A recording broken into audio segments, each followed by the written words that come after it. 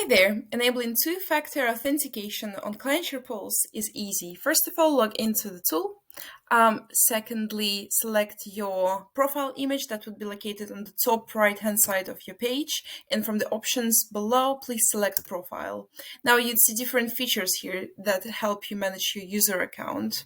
From the top panel, please select security. And if you scroll down a little bit, you'd be able to see two-step verification feature right in front of you. For those of you that don't use single sign-on as a method of logging into the tool, please just simply move the toggle here and make sure to save all the changes. By following these simple steps, you'd be able to enable two-step verification for your account.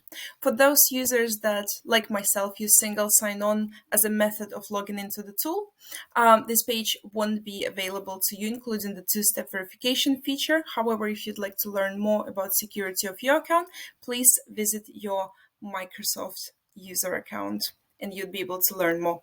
Thank you for listening.